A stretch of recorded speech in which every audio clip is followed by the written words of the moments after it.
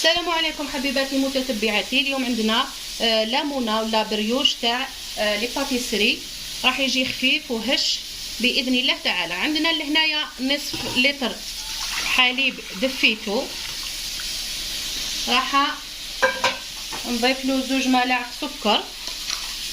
له السكر يعود لك، اللي تحبي الحلاوه بزاف زيدي سالسه.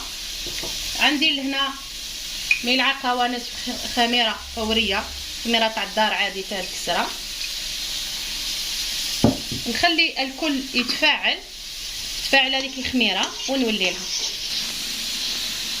لهنا بعد ما تفاعلت الخميره راح نضيف كاس فارينه باش نحط فوقو ملعقه تاع ملح، ما تهبطليش هذيك الخميره. لهنا انا راح نكه ماء زهر له حوالي فنجان. اللي مش باغيه تلوح لافاني ولا تلوح اي نكهه تحبها. ونبدا نجمع بالفارينه حتى نتحصل على عجينه. لهنا راح نضيف بيضه، بامكانك ديري غير البياض، ونبدا نعجن.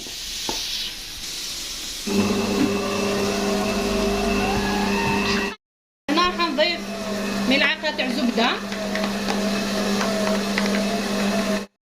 هاي ليك البنات العجينه كيفاه جات، شويه انشف نتاع الشخشوخه ها، ونستعين بالفارينه باش نلمها، نخليها يتضاعف حجمها ونوليها.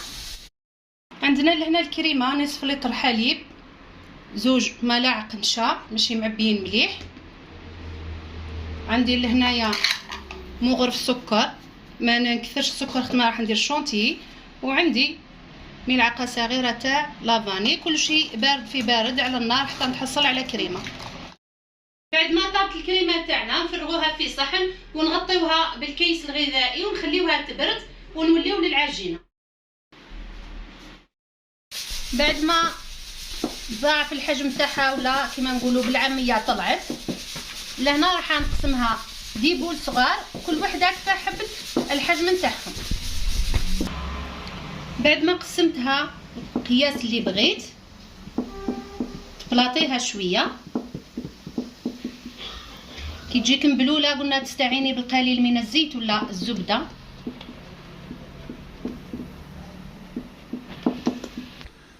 نجيبو هنايا صفار بيضاء الا باغيه تزيدي لها شويه قهوه ولا حليب. ما حطينا الخبز يطيب، راح نرجعوا الكريمه تاعنا. هاي ليك نحطوها هكا ونحط لها نصف كاس تاع لا كريم شونتي ونطلع. ولوغو اللي بغيتي، كيما اللي كاين القارص، كيما باغيه كراميل، باغيه قهوه، لوغو اللي بغيتيه.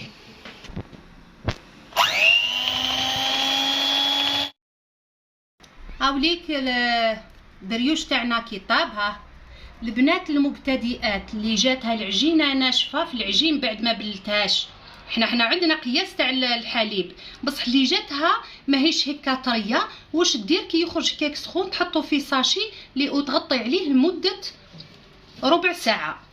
هاي ليك انا لهنا هادو هاني حليتهم، هاكو تشوفوا فيهم. لهنا البنات راني درت في لابوش باش تجيك ساهله. بغيتي ديريها ان كريم كامل، بغيتي تحطي شوكولا تعطلي في الوسط، لكي الاختيار. تقدري تخدمي بالملعقه، انا خدمت هنايا بلابوش باش تساعدني وتجي الخدمه نظيفه.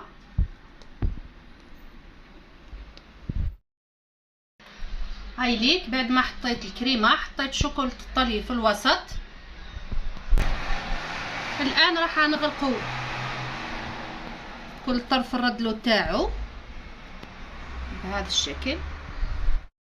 لهنا البنات دهني من الفوق بالجيلي ولا معجون ولا عسل، واش حبيتي ولا واش متواجد عندك.